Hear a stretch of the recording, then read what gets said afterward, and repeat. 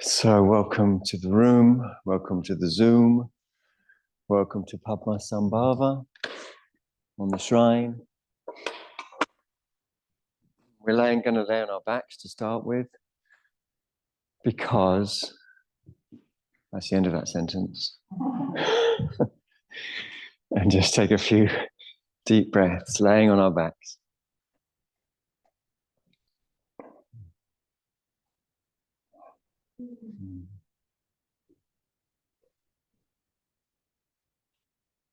We can observe spontaneity in the release.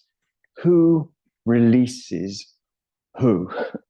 When you lay on your back, and especially if you've got your legs bent, so bend your legs if you haven't got them bent already, because it lengthens the lower back. And you're laying on your back with your legs bent. There's a natural or spontaneous release that isn't done by anybody. You observe there's no decision been made, no recollection from a book we've read that we should release and let go. We spontaneously let go when we feel there's support. We spontaneously let go when we feel there's support. So we can feel the support of the floor.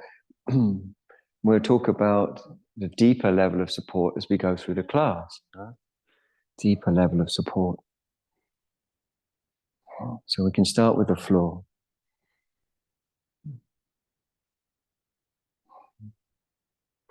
And as we release into that obvious level of support, the floor, the deeper level of support begins to reveal itself as well.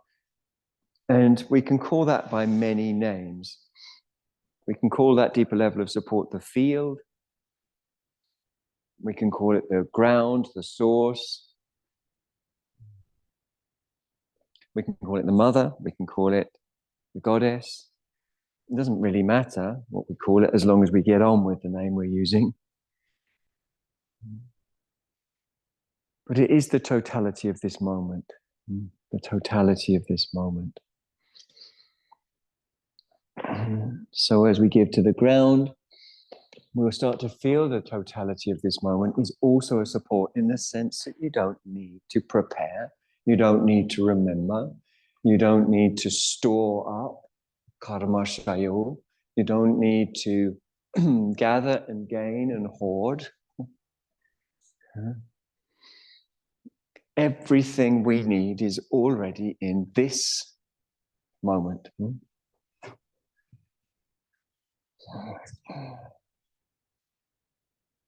As we relax, the breath opens up. As the breath opens up, the diaphragm releases. As the diaphragm releases, the psoas releases. As the psoas releases, the back releases. As the back releases, the central nervous system releases. As the central nervous system releases, the peripheral nervous system releases. As the peripheral nervous system releases, the skin releases. As the skin releases, our connection between inside and outside melts. There is no, the division inside-outside melts. And this is the field. This is the field.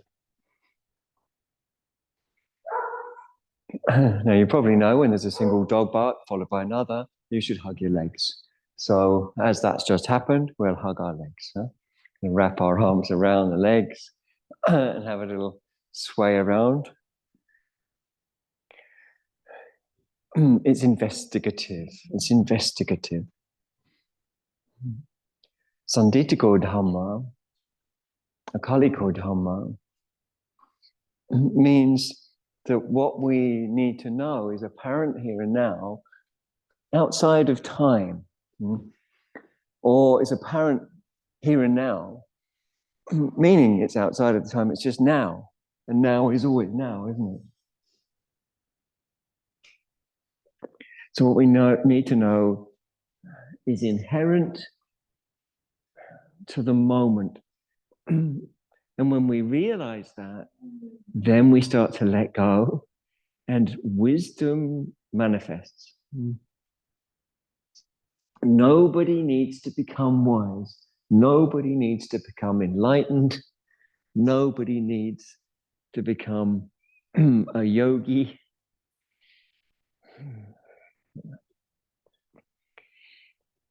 Wisdom is now, is this, is inherent to this. In the Tibetan tradition, this would be called Dzogchen, the great perfection.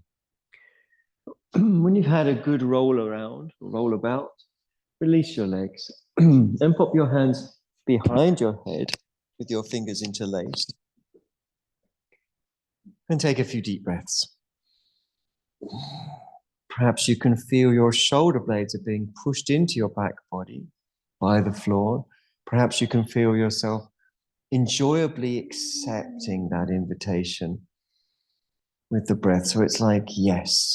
The Sanskrit word om, many people are familiar with. One of its most basic usages is as affirmation, I agree. When the agreement is abstract, it hasn't got a particular, then we must be agreeing to this. Nothing in particular, but all of this. Lift up your feet, lower back close to the floor. Lift up your head, lower back will be closer to the floor. Breathe and study from the point of view of faith or trust, that what you need to know is not abstracted. It's not something that waits for you in the future or lays behind you in the past. What you need to know is now. And when you know what you need to know, then spontaneous and correct action, kriya, knowledge, jnana, and desire, icha, all arise by themselves. So you might find, for example, you're moving. It may be that it's a sort of natural, breath-centered.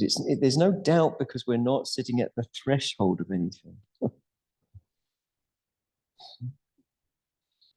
We're sort of jumping right in, both feet first,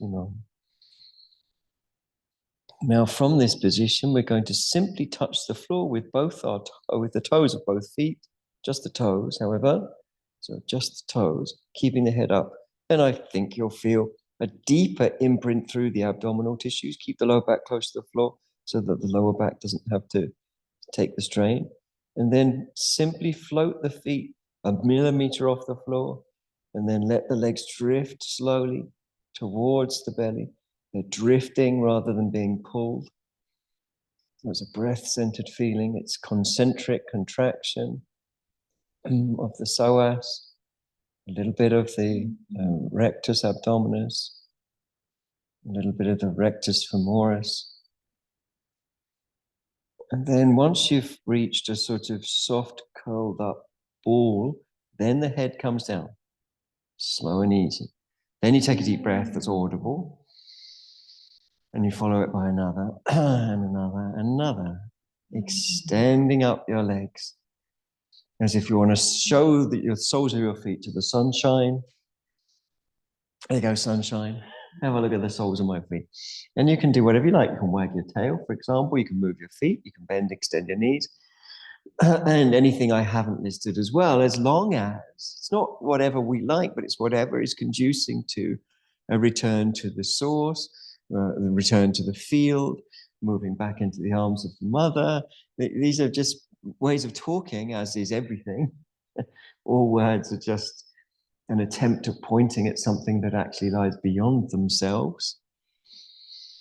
Like names, Simon, John, Sue, they're just a way of trying to point out whatever Simon, John, and Sue might be in reality beyond words.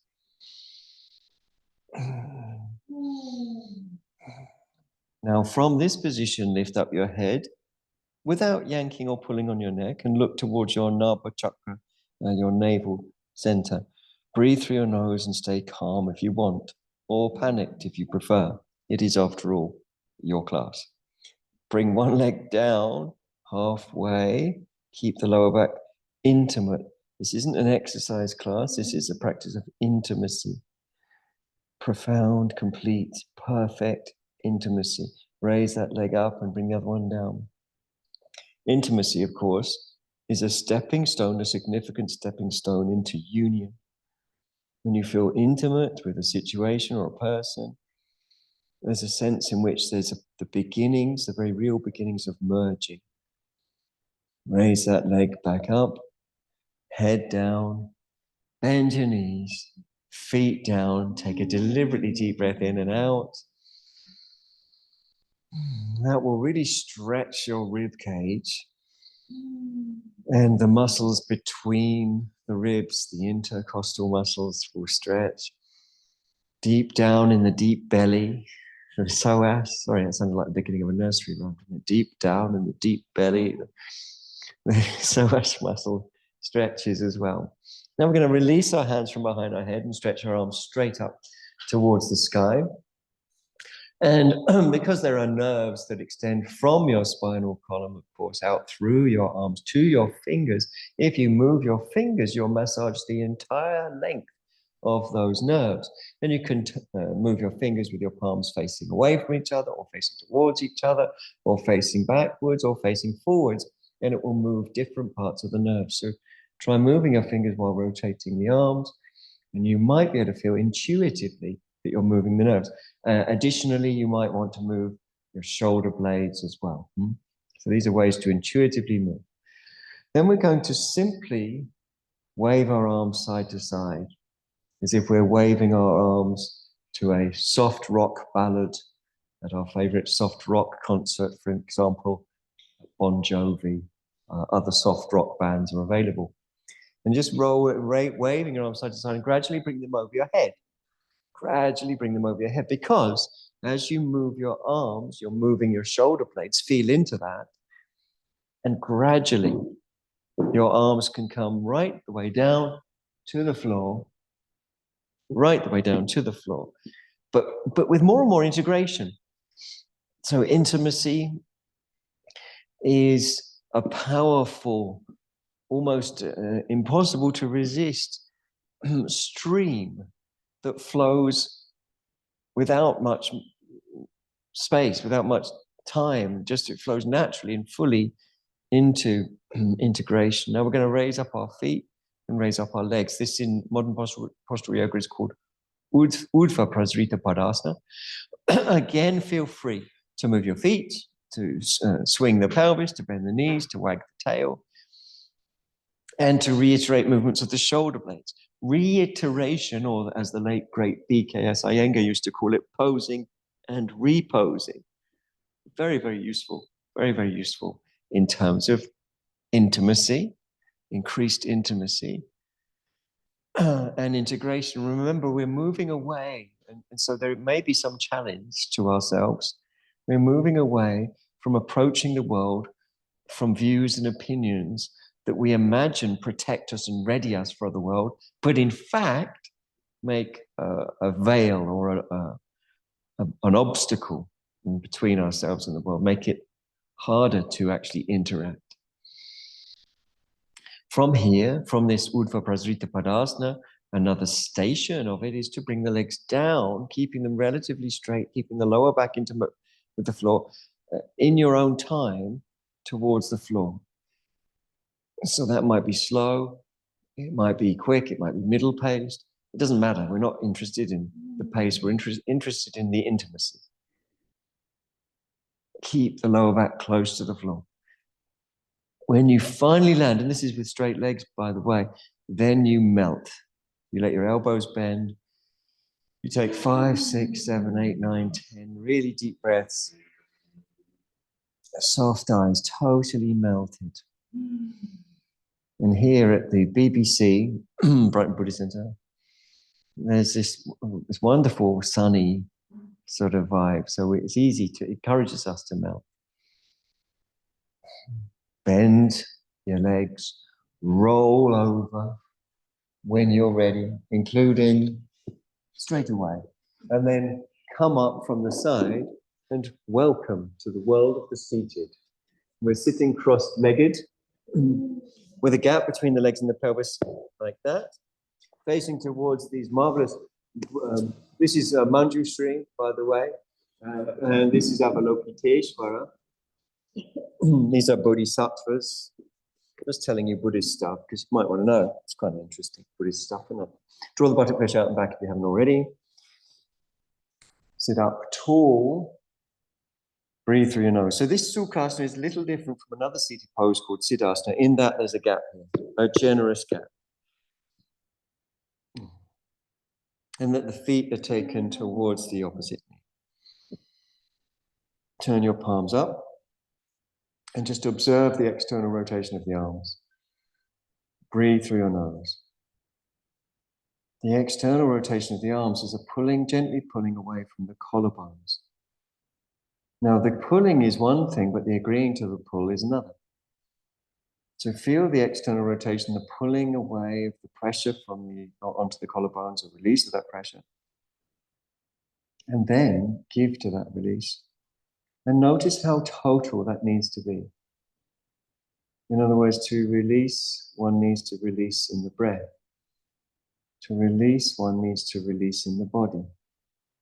To release, one needs to release in the mind. And what is it that we're releasing from? Attachments and views and opinions that keep us separate from the living moment, the mother, the goddess, the field. That if we surrender to, it's got everything, it's got, I promise you, it's got everything in it that you need. You know, it's sort of, it's got wisdom, it's got action, it's got the urge to move. All we need is complete, total trust. But it's not trust in a person or an institution or a group or a view or a society or anything else that might be unstable. It's trust instead in the field. Nothing particular, all of it together. Nothing particular, all of it together. Inhale, lift up. Exhale, bring your right hand on the floor behind you and left hand crosses over both legs.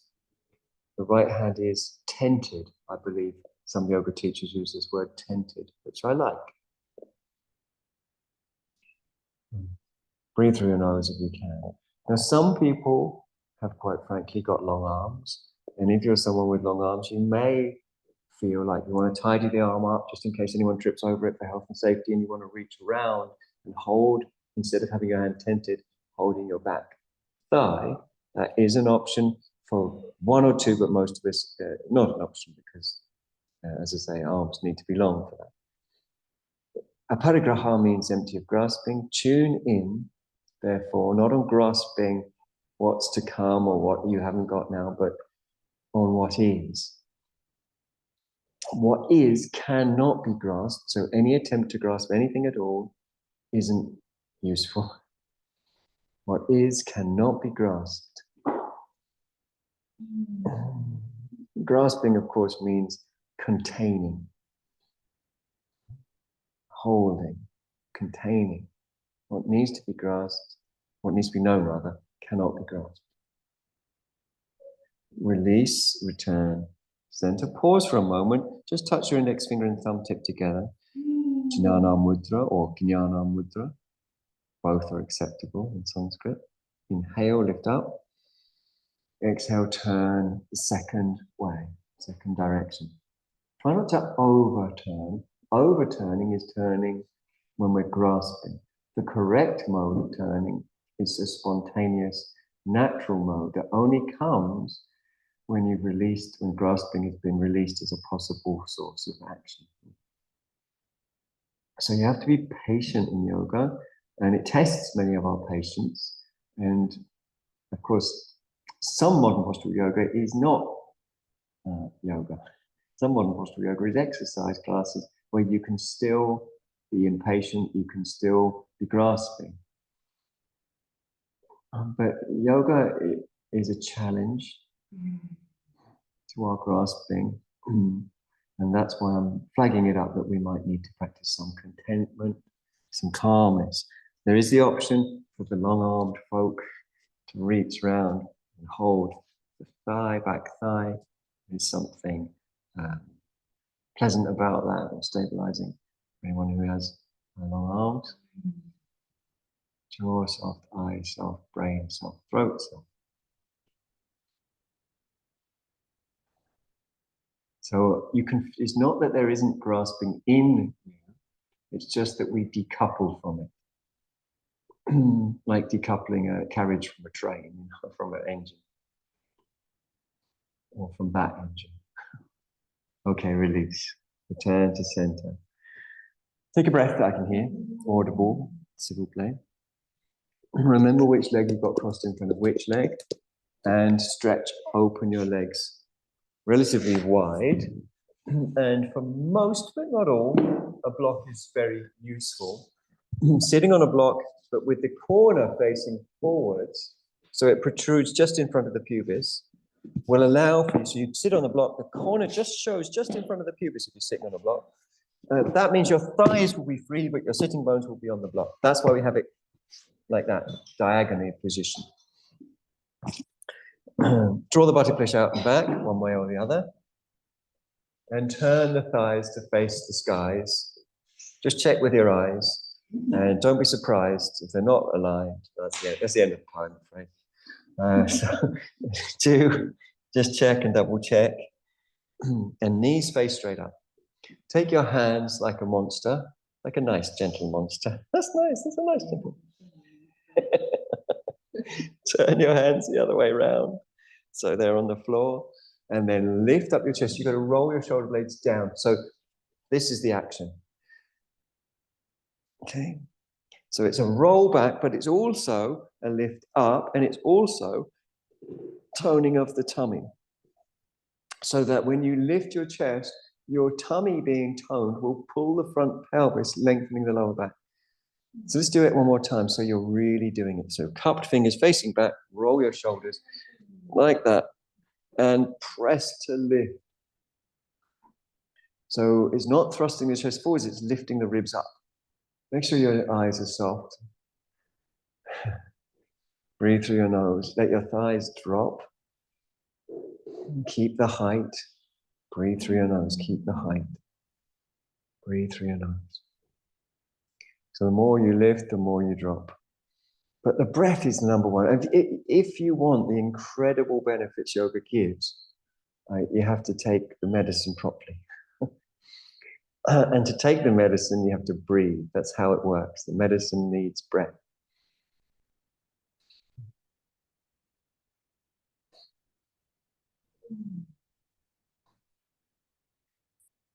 Inhale, lift and turn towards your right foot and feel energy releasing through your left leg. Sit up tall if you can. Taller than that if it's okay. A bit taller than that as well.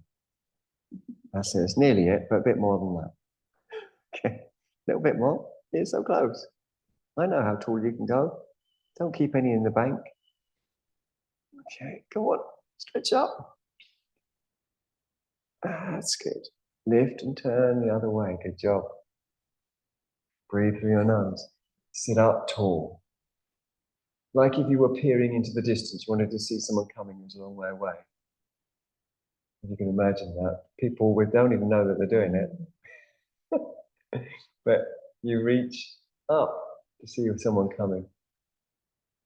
Like if you meet someone you like at the station, for example, it's like, oh, are they coming? Don't hold the breath. Let the thighs relax. Toes facing straight up.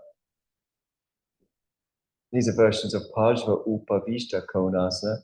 Make sure your toes face straight up. If you've got what I call teddy bear legs, first of all, you're adorable. And secondly, stop it. Teddy bear legs are the legs that externally rotate. They are adorable, just as teddy bears are adorable. But we're resisting that here and now. Okay, return to center. Well done. Jolly good job. Bring the legs back together and cross them again and change your block. So your block, you might not want the block, or you might change the position of the block. Let me just adjust this microphone. Okay. Well done. Don't underestimate this pose, Sukhasana. It should be a gap. should be, the feet should be close to the opposite knee. Palms face up. Good job. Relax your shoulders. Soften your eyes. Did you miss that? I'll say it again. Relax your shoulders. Soften your eyes. Relax your shoulders. Let's try it a third time. Relax the shoulders. Soften your eyes. Yoga is a profound melting, layanam, a profound relaxation, staitilya, a profound surrender, sharanagati, and ultimately a profound and joyful sacrifice, yajna. It's a surrender of the thought that I am doing yoga, that I need to learn something. A sacrifice of the sense of I, and joyful because tada drashtu swarupe avastanam. Then the seer rests in their true nature. Tada drashtu swarupe avastanam. Their true nature, one's true nature reveals itself when grasping is gone. Anugraha. Inhale, my friends, and lift happily. Exhale, right hand on the floor behind you, left hand crosses over both legs. It's Parivrita Sukhasana. The skill of yoga isn't doing the postures, it's not being strong, and it's not being flexible, because a 13-year-old gymnast is better at all of those things than any of you will ever be, or me. The skill of yoga is feeling grasping, but uncoupling your carriage from that engine. So you know, there's grasping in all of our nervous systems. We're conditioned to grasp, to reach out, to think about the future. Next thing, next thing. We are not in any way suggesting that that shouldn't be there. There's not a human being alive that doesn't feel it in their nervous system. The uncoupling is actually the profoundest form of respect you can muster, because you're leaving it alone. You're leaving the grasping alone. You're seeing it, first of all, you're recognizing it, and you're leaving it alone. You're not, you know, it's not something you concern yourself with. You don't attach yourself to it. Lift and turn the other way. Good job. Consider 3 channels. Central channel, immediately in front of the spinal column. Can you imagine? Imagine it goes the whole length. It goes in front of your sacrum, so into your pelvis. It goes into your pelvis, in front of your sacrum and tailbone. Can you imagine a channel? Can you feel a channel going up through the spinal column, at the front of the spinal column, behind the belly button, behind the breastbone, following up through the throat, following up through the head, in the center, going right up through the crown of the head. Imagine it as if it were real. Feel it viscerally. A central column. And let it be the way the body orientates itself. It becomes the reference point. Then you would truly enter into this akaliko, this timelessness, and the truth that is sanditiko, apparent here and now. Sanditiko. Okay, return to center and come out of the cross-legged position and lay down on what I call your tummy. And you might call it that too. With your head facing into the midline of the room, unless you are in the midline of the room, in which case you lay the same way as me, which is this way. Laying on your tummy with your fingers underneath your shoulders and toes tucked under. Feet roughly hip width apart. Fingers underneath your shoulders, not forwards of them. Have a look, where are your fingers? Not forwards of the shoulders, but directly underneath them. Not forwards. Then push up and then up further. Step in 1 centimeter, your feet towards your hands. 1 centimeter, no more. So when you come up, step in 1 centimeter and extend, open your armpits through play. So you can push your pelvis to the left or the right. Don't try too hard unless you like struggle. You might be someone who likes struggle, in which case try too hard. But that's is an option. It is the weekend at the moment anyway.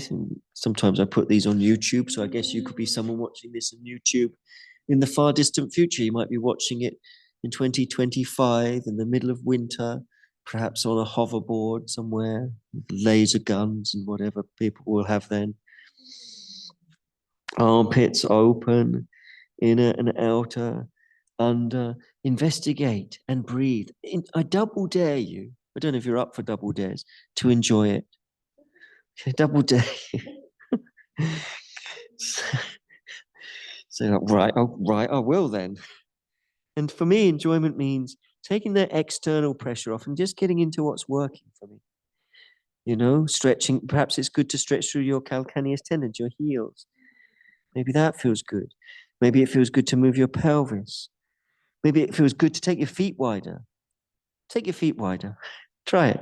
Really wide. Go almost silly wide with your feet. What is silly wide? As wide as the mat. That's categorized as silly wide. Well done. Come down, regular kneeling, and sit upright. Breathe through your nose. If kneeling's uncomfortable, for your foot arches or for the bones of the feet, roll a blanket and put it underneath your front ankles. If kneeling is uncomfortable for your knees, put a block between your heels and buttocks. If it's uncomfortable for both, do both. Rest one hand on top of the other. Dhyana, Dhyani, Bhairava, Bhairavi Mudra. Breathe through your nose. Bhairava and Bhairavi are wrathful forms of Shiva. As mentioned earlier, this padmasambhāva carries the Trishula or the trident of Shiva. And so there's this crossover in these tantric practices with these accoutrements of tantric yogis that include things like the Trishula, which can represent lots of things, including these 3 channels, the central channel and the 2 channels either side. So let's just move side to side on our shins for a moment and see if we can feel a channel that extends up in front of the spine. See if we can imagine it. Now, the channel is described in various ways. Thickness of your thumb, as one text says. The thickness of an arrow shaft. That doesn't really help me very much. Or like a lotus stalk. The point is we're imagining it and feeling it. And we know from any amount of research that what goes on in your brain goes on in your body. You can even trick yourself that a fake hand is your hand. You know, you can even feel things in that fake hand. You know, these kind of experiments. So there's absolutely no reason whatsoever that you can't feel your central channel effectively and completely. And as you move the channels, there's 2 channels either side as well. Now we can imagine those channels co-terminate. They all meet together at the pelvic floor.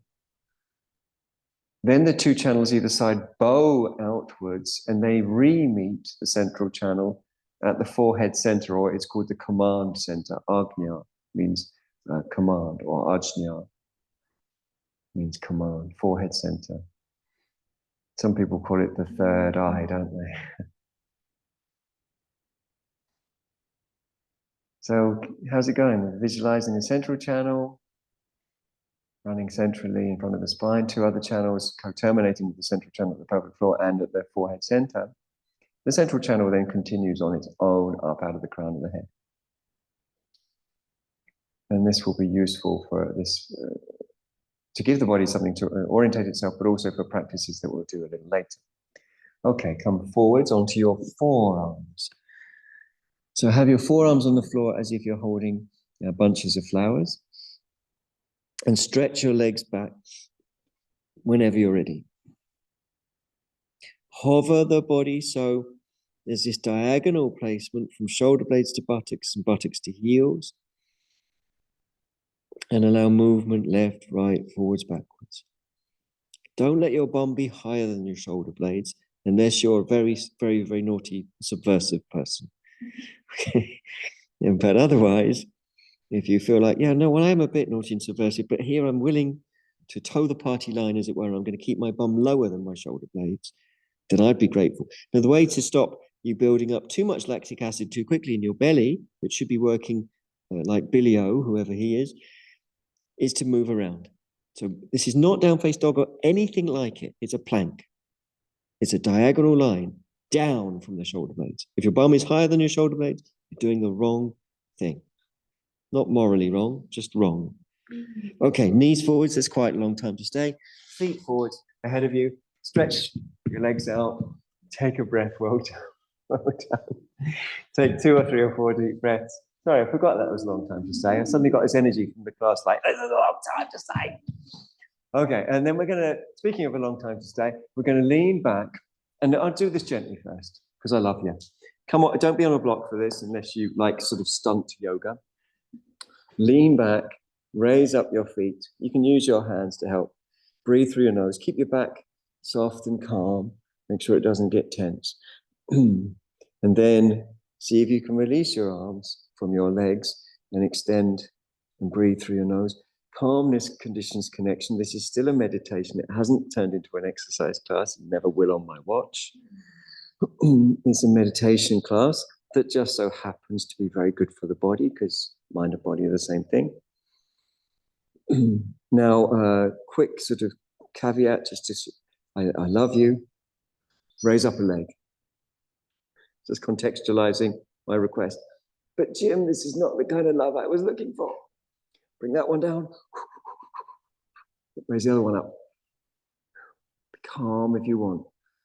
You don't have to have a yogi face. You can screw your face up if you need to. You can be like, oh, it's fine. Bend your legs. Lean forwards. Hug and lift. Hug and lift. Lift your lower back. Hug your legs. Lift your lower back. And rock around a little bit. Breathing easy. Jaw soft. Just rocking. And looking for sort of softness. Sort of rocking around, looking for softness. Looking for looseness. Just think about all that rock and rolling Elvis did and how relaxed he seemed to be, apart from when he was forced into virtual forced labor by the colonel. Anyway, that's the sad bit. But the happy bit before that, he seemed very relaxed, because he did a lot of rocking around. So loosening off your back, breathing through your nose. Now, I've got a feeling that you're thinking that, Jim, you must have been working up to something with those one leg raised things. I'm looking forward, you're probably thinking, to what that is. Let's get on with it, you're thinking, and stop talking about it, Jim. All right, stretch your legs out. Breathe through your nose. Lean the body back by 30 degrees and raise the legs up by 60. Arms forwards. Now, in the modern postural yoga classic light on yoga, BK Iyengar suggests 60 seconds. We might not be in that mood today. Let's just say we're not in that mood. Breathe through your nose. Stay a little longer if you can. It's called full boat pose. Nobody practices this at home, I don't think. Bend your legs, hug your legs, lift your chest, breathe through your nose. Oh, full boat pose. No, it's too much. It's too full. Can't we do a half version? Please, Jim, please, half boat pose. Full, no, but half maybe. All right, stretch your legs out. Seeing as you asked. Hands behind your head. We're going to lean the body back by 60 degrees, raising the legs up by 30 degrees. So we're going very low, and the toes come level with the eyes. Nobody practices this one at home either. Level with your eyes. When you look ahead, there should be your toes. Trembling is normal. Capsizing is normal in a boat. All right. Bend your knees. Lift up. Lift your chest. Breathe through your nose. No one practices that one at home, do they? Ever. Relax your back.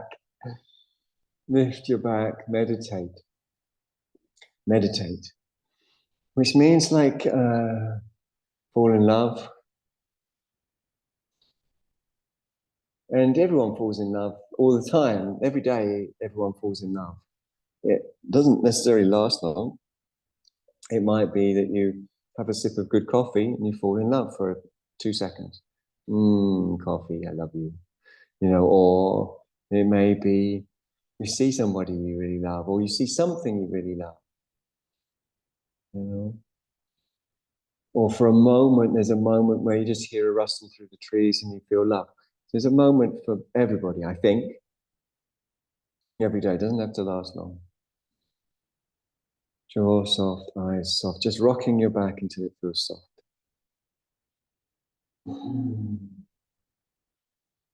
Okay, we're going to attempt what is quite frankly impossible. It's not possible. We're going to attempt it anyway. Join me, if you will. Hands on the floor. Legs stretched back. You knew it was coming. Now, in exercise classes, they call this, I believe, the press up. And they in those movies about tough and handsome people in armies, they're like, give me 20 press up. We're going to attempt the impossible. We're going to attempt one press up. Okay? So what you're going to do from the plank to Chaturanga Dandasana, back to the plank. There you go, and that's it. One press up, and then that's it. It's impossible. Take a breath, 2 or 3 deep breaths. So, if we made one of those movies, it was the Vajrasati movie, we'd be like, give me one press up, or a bit of one. That's fine, actually. Go and have a cup of tea and put your feet up. So take a breath. Don't worry, your secret's safe with me. That one press up is just about possible or not possible. But it's okay. Jaw soft, eyes soft, brain soft. Bring yourself up. All the way up. And step your feet generously apart. With your hands on your hips. Your hands on your hips. So you're like a sort of superhero on the front of a comic. Superhero. Turn your left toes in. Turn your right foot and leg out. Make sure your stride's as generous as mine. Don't be stingy now. Look how generous I'm being with my stride. Now, some of you are taller than me. Let's not talk about this too much. But suffice to say that I'm 5'9½". Once was 5'9½", but the years have rolled on. And this is how long I take on my mat. If you're more than 5'9½", I don't know what it is in centimeters, don't ask me, then you should go at least as long as this. So if you're taller than me, don't make me mention it again, but you need to have this stride at least. Bend your knee and then repeat 2 or 3 times, stretching between the legs and playing with the tissue so you can work your own body tissues into agreement in the pose. Work your own body tissues into agreement. I do things like lift my heel sometimes on my front leg or my back leg. Sometimes I even cheekily raise both at the same time. But the thing I'm doing with that, and you might find something else does it better for you, is bringing more fibers of the muscles, all of the fibers eventually of the muscles into the pose. When you finally come down to something like 90 degrees, then stretch your arms and turn your head. It's Virabhadrasana number 2. Breathe through your nose, look along your arm. Feel your back fingers too. Make sure can you feel your back fingers? Wiggle them so you know that they're there. Okay, and breathe. Now flick your fingertips up like the wingtips of an eagle, my friends. The wingtips of an eagle. Yeah. Turning your head, look along the arm. Inhale, calmly come up. Very good. Feet face forwards, hands to hips. Take a deep breath. Take 2. Take 3. Turn your back toes in while taking deep breaths. Turn your front foot and leg out on the ball of the foot. Finish off the turn on the heel. If you turned exclusively on the heel, you've now got heel to heel alignment, which is incorrect and bad for your back. You might think, God, yes, I have, but I don't know what to do about it now. If I move, Jim will know that I've got heel to heel and I've done it wrong. I already know, it's too late. So move your, please check and adjust it. Never be too proud to adjust your mistakes. You are loved. Heel to heel will make your back tight. It will make your breath difficult. Do not do it. There's the arms. Inhale, exhale, bend your front knee. 3 of you still have got heel to heel, by the way, but I love you, but can you please stop it? It's making me feel sad. Heel to arch or heel to toe. I'd be okay with that, but not heel to heel. Civil play, only because I love you. That's why. Yeah, you are. Yeah, you were one of them. Yeah. So this one wants to go there. Yeah. This one here. Okay. Yeah. Okay. Keep going. So you like that one's here, basically. Okay. Yeah. Good. Bend your front knee if you haven't already. Stretch into your back leg. So this foot here. Yeah. That's it. A bit more. Okay. Yeah, I've got you. Now turn the toes out. Yeah, keep going. A bit more. That's it. And actually, you could be longer still as well. Yeah. I've got you though. Thank you. Yeah. Breathing into it a bit more if you can. Double dare you. Like that. Yeah, looks okay.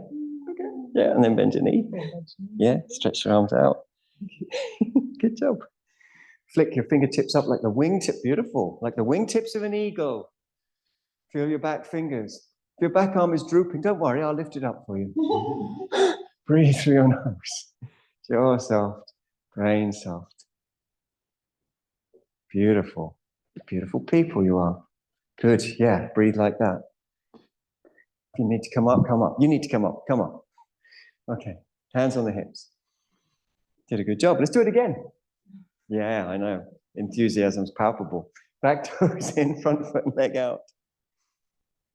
Heel. So let's get that alignment. Some yoga mats have got a line drawn along the middle of it. Huh? So heel to arch. Here is the wrong position. Don't do that. Do this. Heel to heel. Heel to arch, rather. Stretch your arms. Turn your back toes in. I'll just correct some of you directly. Okay, this foot forwards to there. Nicely done. And then to here. Beautiful. Good job. Bend your front knee. Barbara, this foot here. Little forwards to there. Really? Yeah, just a little. That's it. Yep, that's it. I gotcha. Good, breathing through your nose. So, this one again, over to here. Hold on to me if you want to, or I'll hold on to you. Over to here. This one, over here. Move my whole foot. Yeah. So it's like the direction. Yeah, that's it. It's the direction and the length. It's both, yeah. Okay. So it needs to be that way and that way more. So a little bit further this way. You can even walk it like that. Okay. I like walking feet.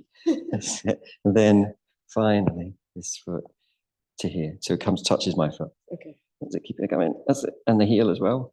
Got it. Lovely. Good. Thank Bend you. the knee when you're ready. Pleasure. Thank you. And then raise this arm. And then softly. Wingtips of an eagle are soft. Good.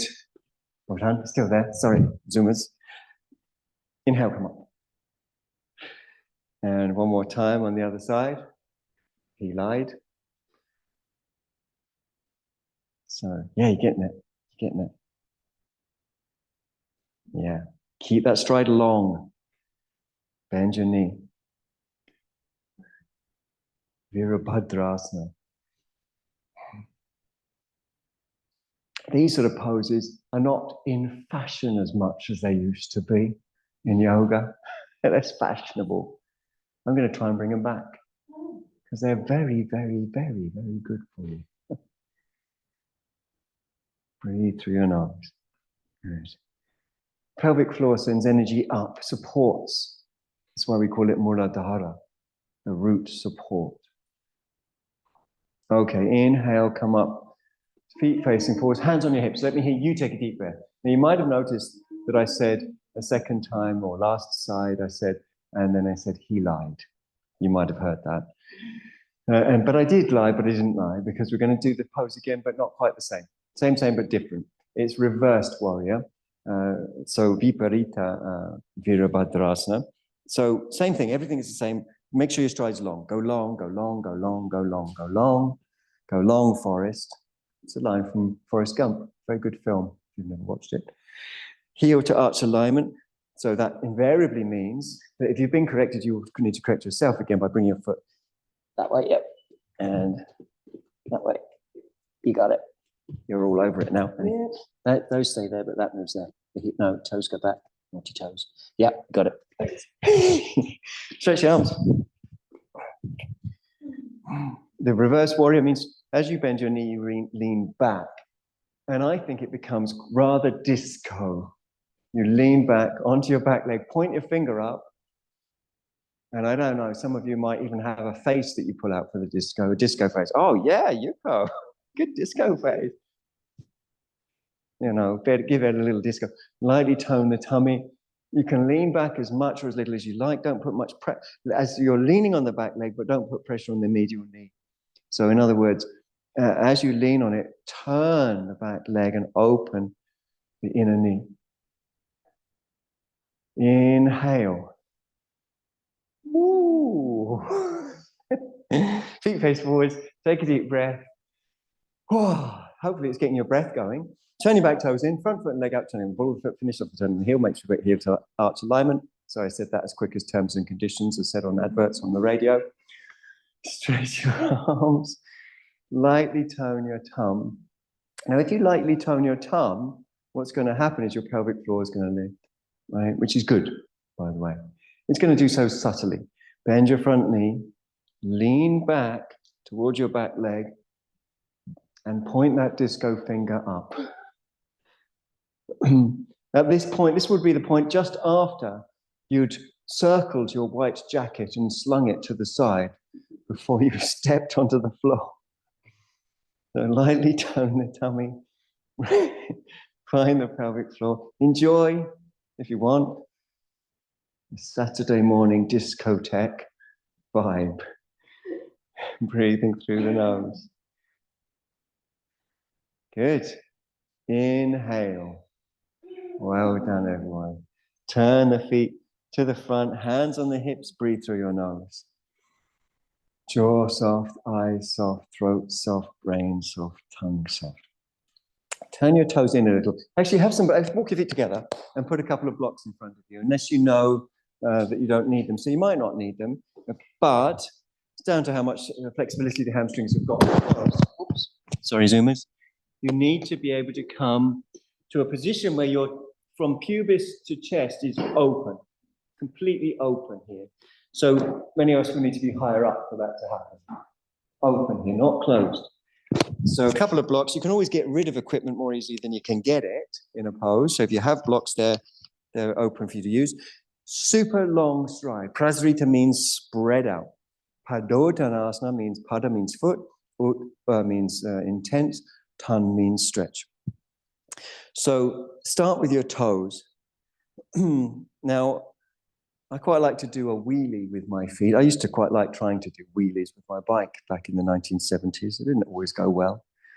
But I like a wheelie with a foot. And what I do, and what I suggest you do, is when you lift your toes, see if you can spread them and then re-land your foot with balance between inner and outer ankle. Balanced. Delicious. The toes are turned slightly in. You tone your tummy and find the pelvic floor as you lift up on an inhale. Lift up. Exhale. Hinge from your hip joints. Fold over the top of your front thighs. Hinging from here. Fingertips onto your blocks. You can turn them higher if you need to, because we need that chest parallel to the floor. We need to be open and not closed. From pubis, through navel, through breastbone, open. If you're like 97.3% of people, that's a made-up fact, 97.3% of people, and you feel extra weight on your outer ankle, adjust your outer ankles. Make sure your toes actually turn in. If you don't understand what that means, make sure your heels actually turn out. And adjust and readjust. Breathe through your nose. Adjust and readjust. Breathe through your nose. Outer shins in, back thighs in, front thighs up, inner groins up.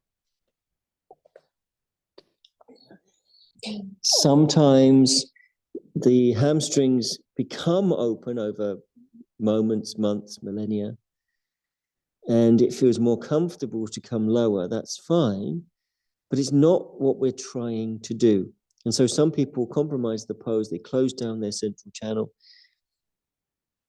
because they think they're trying to get their head closer to the floor is the goal. It is not. It just happens that if the hamstrings have that range of motion, it's nice to go with it. Yeah.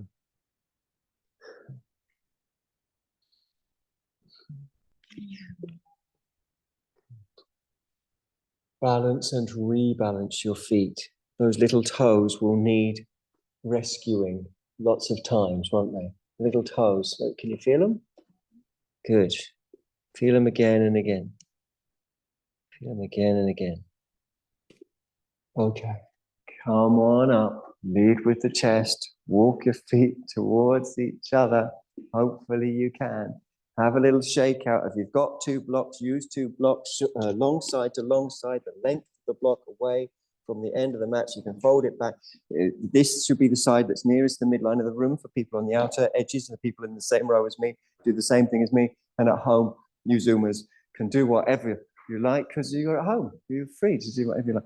Long side to long side, the blocks, and then fold the mat over it, and then cross your legs on the little platform that you've made.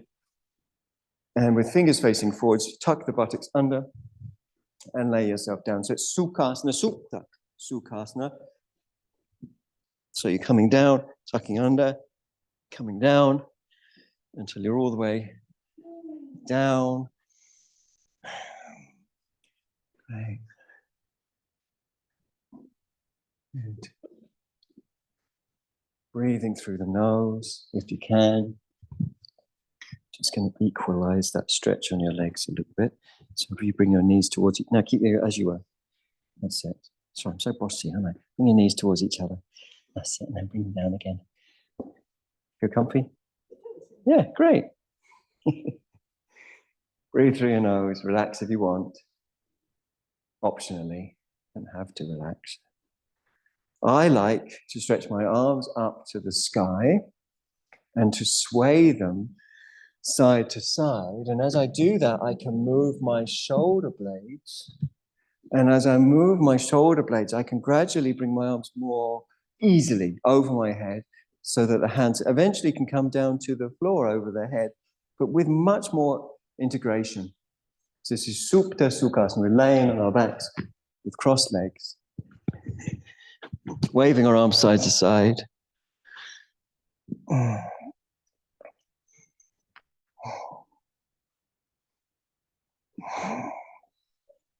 Jaw soft, eyes soft. Deep breaths.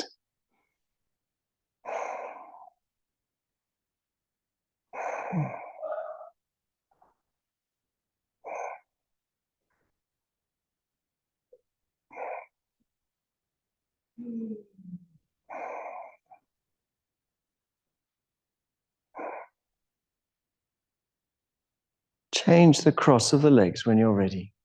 The other leg goes in front.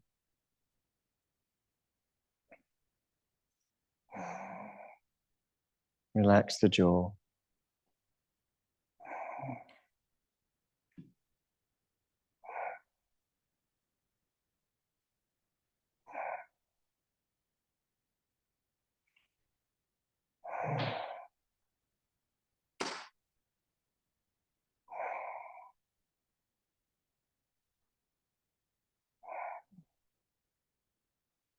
Reiteration is a very useful tool in the practice of yoga.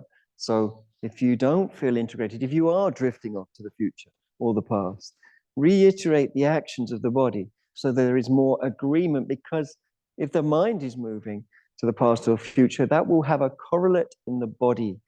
And if you can incorporate all the fibers of the body into this moment with less and less resistance through repetition, then also your mind will be further incorporated. And we have to sort of insist on it because it's such a strong habit to drift to the future or the past. or to concepts and ideas about ourselves in the present. But what we want to is to go beyond concepts and ideas. We want to go beyond the past and the future. Tat param purusha kya terguna vaidrishnam. The person who knows that which is beyond your ideas about the present, the actual reality that is the unsurpassed, the furthest you can get to, the most ultimately real. The person who knows that is completely and utterly and totally quenched. They have no thirst anymore. Guna vai trishnam. The goal of yoga and the goal of Buddhist practice is the same. And of course, Buddhist practice is yoga in many of its forms. And that is precisely this complete satisfaction, this complete quenching. This, therefore, lack of thirst. Is profoundly full moment. Bring your arms forwards and change the cross of your legs so the other one is in front. Scoot the buttocks under. So we're just doing the same thing 2 more times. Raise up the arms straight up. Reiterate, reiterate. Move them side to side, move them side to side. And bring them over your head as you do so. Reiteration of a posture realigns it, reaffirms the connection with the way things are. So feel free to be intuitive. Move your bum if you want, move your pelvis. Sometimes that can massage your back.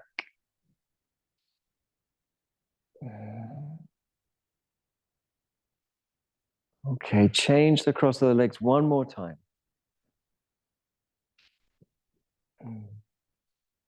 Take a deep breath in, followed by a deep breath out.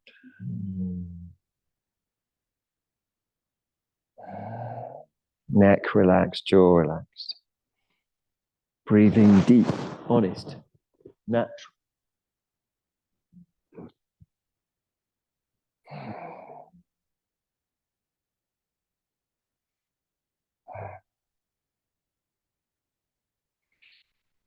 Deep breath. Notice the difference between a deep breath and the mind drifting. You sort of have to choose mind drifting or a deep breath into this.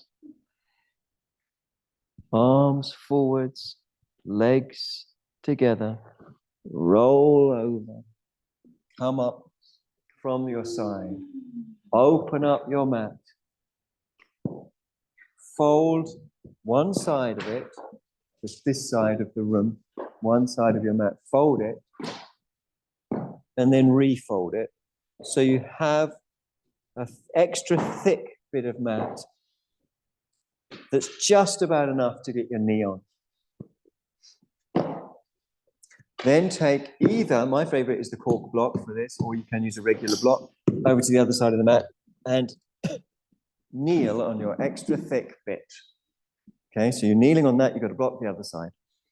I like the cork block. I know some people prefer the purple block. People that I know and trust. And then you're standing up with your hands on your hips, like a small person who means business. Breathing through your nose. Okay. And then when you're ready, extend your leg out and place your foot onto the block, heel to knee. Heel to knee. Right? Your heel lines up with your knee.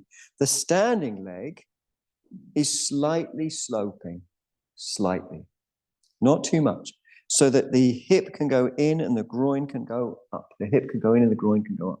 Then you stretch, open your arms. Good job. Then you turn up your palms.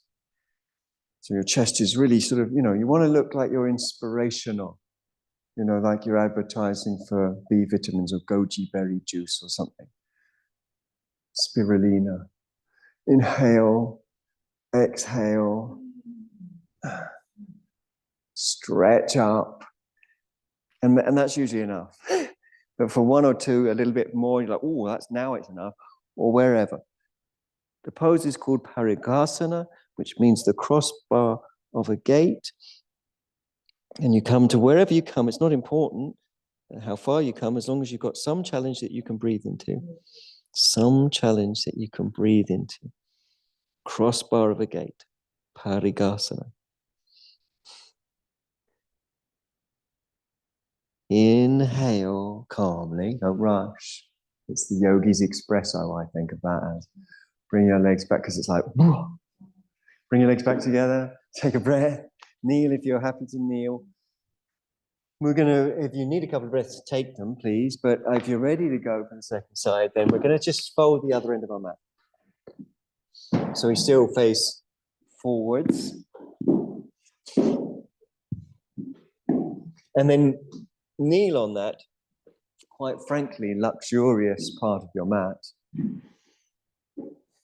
And then extend your other leg out. Remember that your heel should line up with your knee. Your heel should line up with your knee. Please. The standing leg is sloping.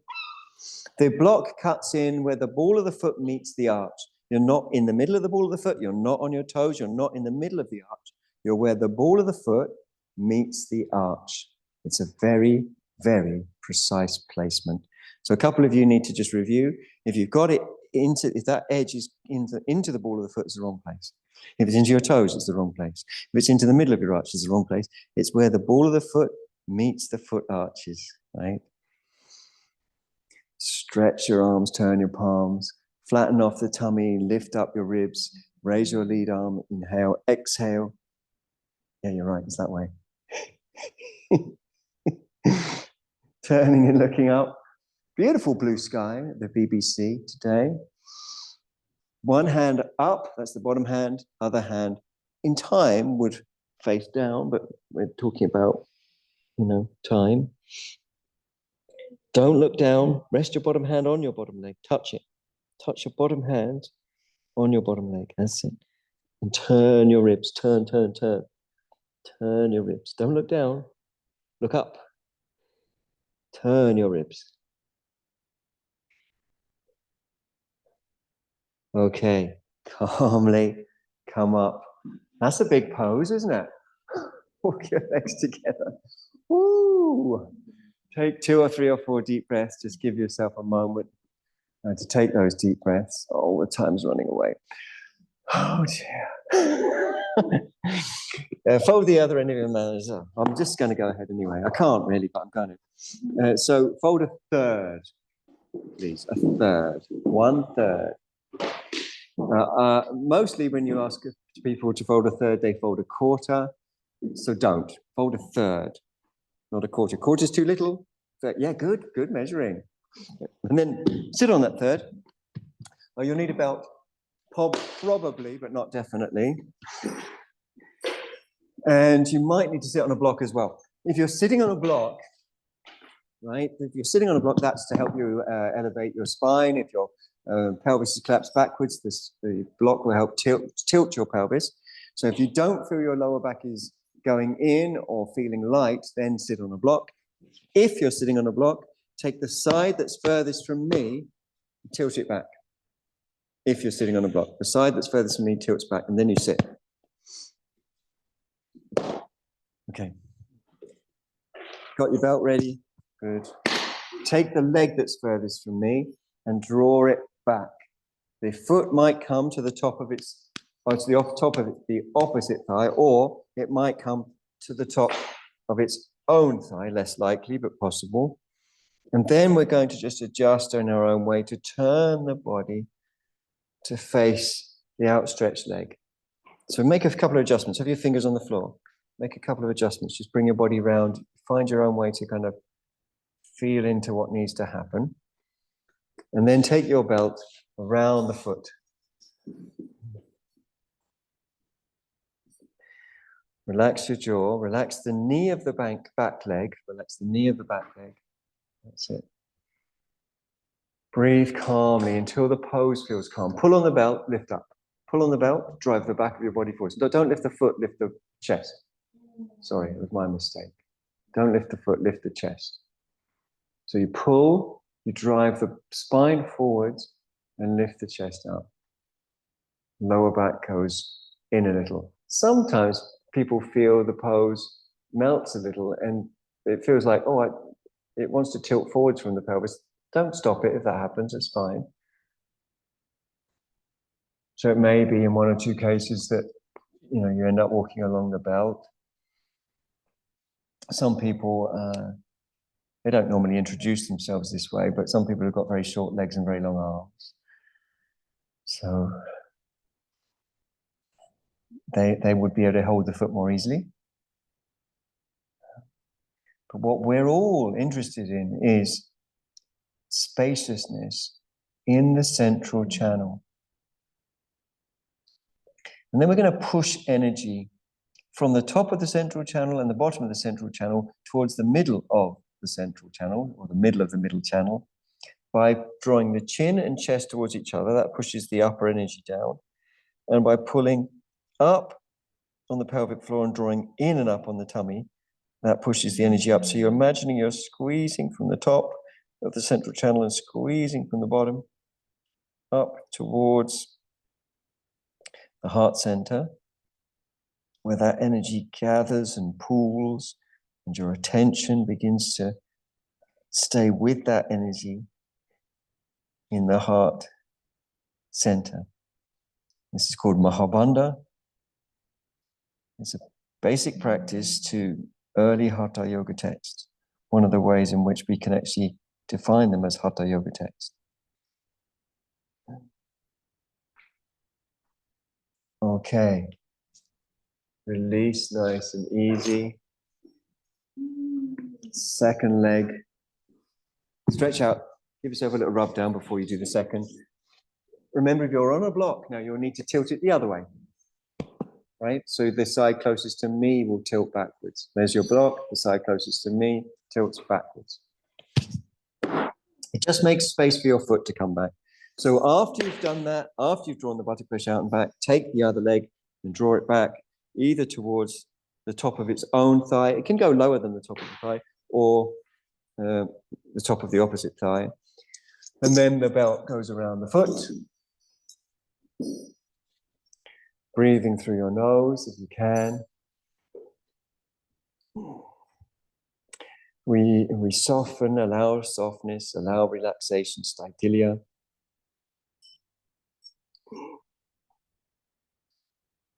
Breathing with the soft eyes, soft brain, lifting up the chest, relaxed and at ease.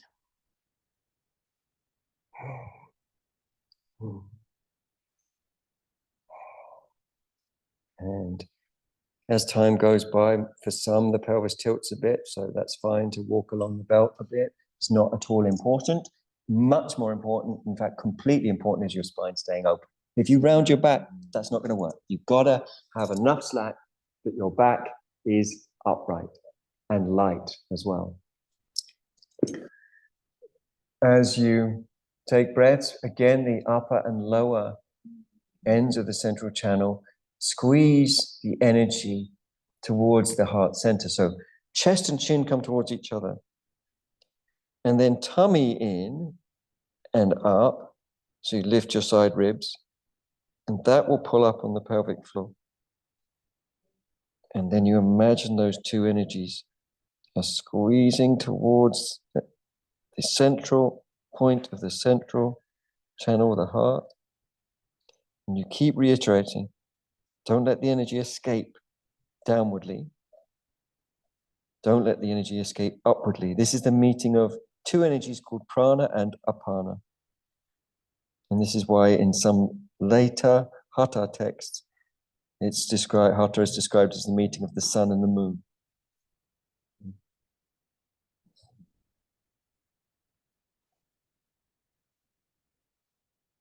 The downward energy is the moon. The upward energy is the sun.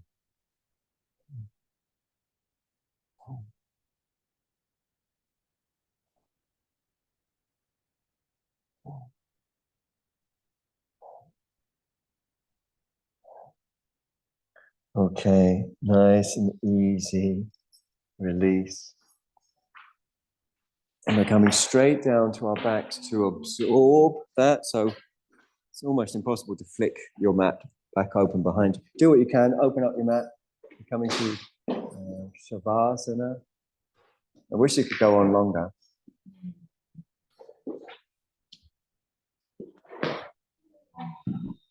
Laying on your back. Make sure you're comfortable. Palms face up.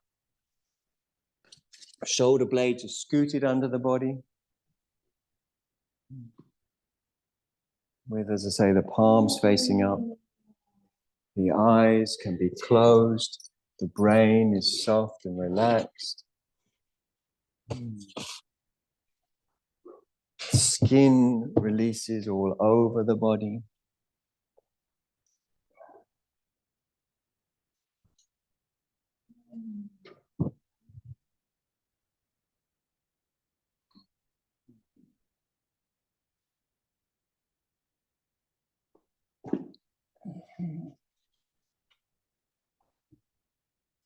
Right from the beginning of the class, we've mentioned and talked about the field, which is the ultimate reality of any particle. So any part ultimately belongs to the whole. A thought, an emotion, a physical sensation, a person, a bee, a butterfly, a moth, a mountain, a tree, a galaxy, a black hole. The dropping of a piece of pollen, the floating of a piece of dust, of a mote of dust.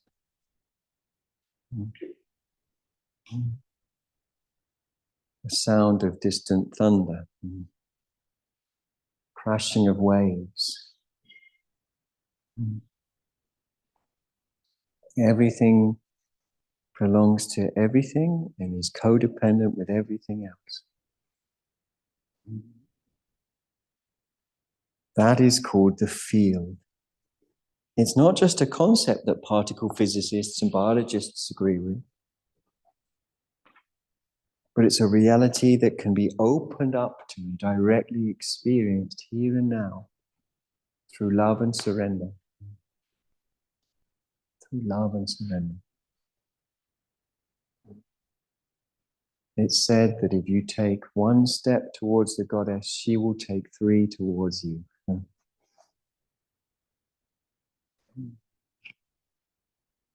In other words, before you know it, as you surrender, she pulls you into her arms, into her breast.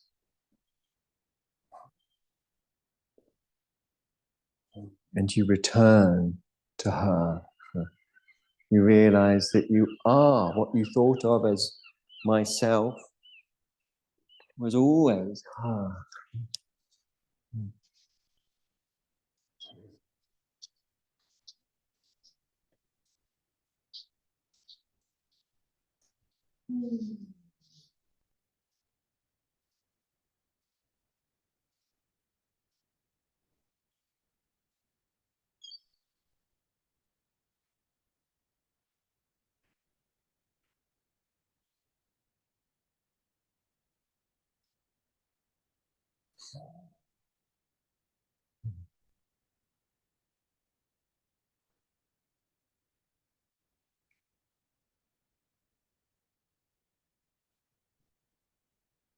Inside and outside, the borderline melts.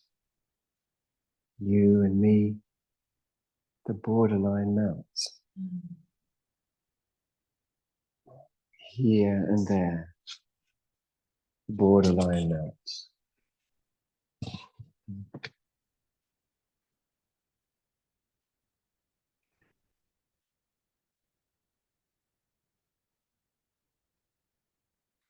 Male and female, the borderline melts.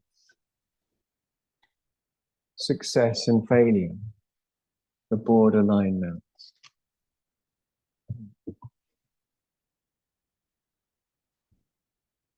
Good and bad, us and them, the borderlines melt.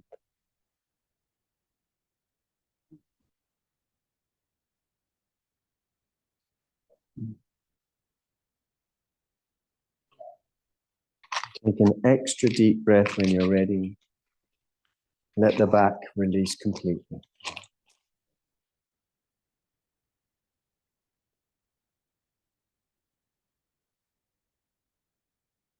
Bend your legs and place your feet onto the floor.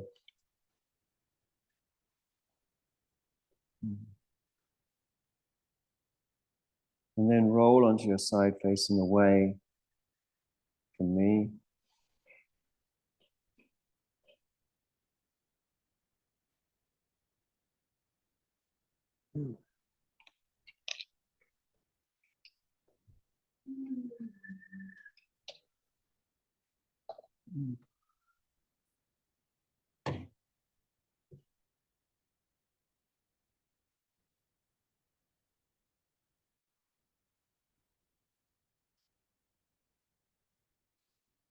Roll again in your own time.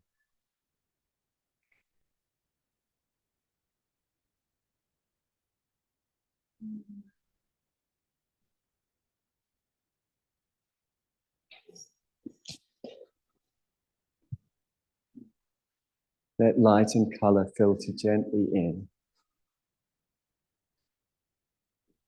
And when you feel ready, bring yourself up cool and calm and easy from the side, using your arms to assist your ascent. And facing towards the shrine side of the room with your hands in Anjali Mudra, prayer position.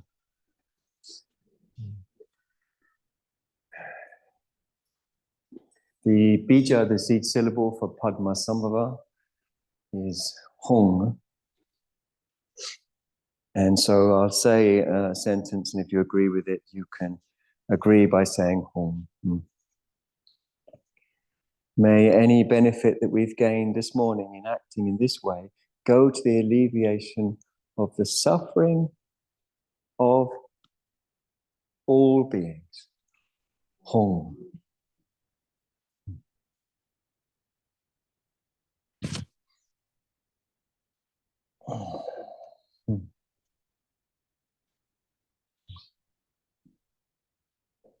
Well, thanks very much for coming.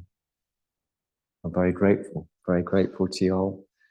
Thanks very much for our special guest star, Padmasambhāva. And thanks to you, Zoomers, for zooming in.